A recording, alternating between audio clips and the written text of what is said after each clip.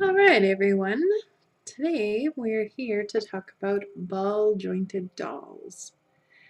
But specifically, this is going to be a discussion about the leg and arm tubes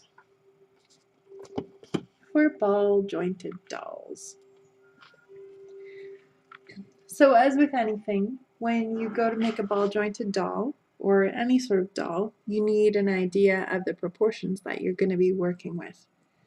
I tried to freelance this before and not do this part of it, just make it out of my imagination, and it has never worked. The first and only time I've ever been able to get to the point where I string a doll has been when I have an idea of what I'm doing. So, this is the doll that I have drawn and that I'm working with. And it's just taped underneath a piece of plastic from an old computer slide.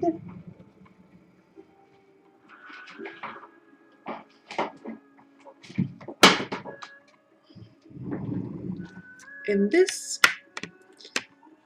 lady was nice enough to model for this tutorial. She's the shape that the doll is going to generally be based off. I like the wide hips, the very wide hips, the narrow waist, and the small upper body, along with the big head. So she'll sit over there. Now there's two real methods for this. The method first is additive and the other is subtractive. So for additive, all that really means is that you're going to add stuff onto it. So you can use anything that is essentially a tube.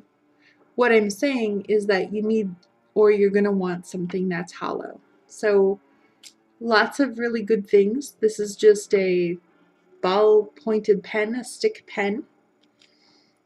You can roll up tubes of paper, cut to length. You can use straws. These are straws from Starbucks. That's a thick straw and a thinner straw. This one is the thinner straw, and the thicker ones are quite a bit bigger. You can use things like old chapstick or empty chapstick containers.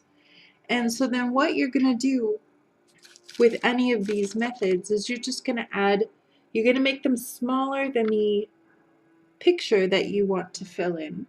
And then you will add the material of your choice onto the outside. So that could be polymer clay, that could be regular clay, that could be stone or air drying clay, whatever you want to use.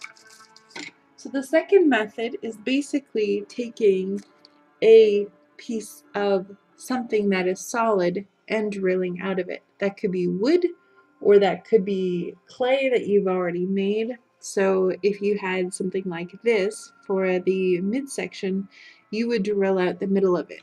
You could use a drill, or you could always use something like this, which I think most people who are crafters have something like this. And you can use any size. Now, if you're using polymer clay for this sort of thing, just remember that polymer clay is very delicate.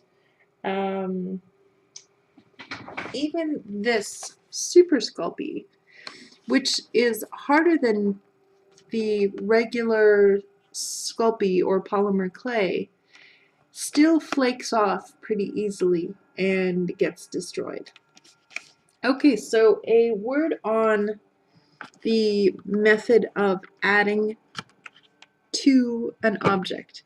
If you want to retrieve the object afterward, let's say you want to make more of these, and so you cut your pen to size, then what you'll want to do, like if you're going to use polymer clay or something else, even air dry clay, you'll either want to wrap the barrel in plastic wrap, or you may want to use a talcum powder. Talcum powder is really good and it will make it not stick. This is something that you can use for release molds and such as well, if you were going to make a mold of this. And for now, that's all I have. Thanks for watching.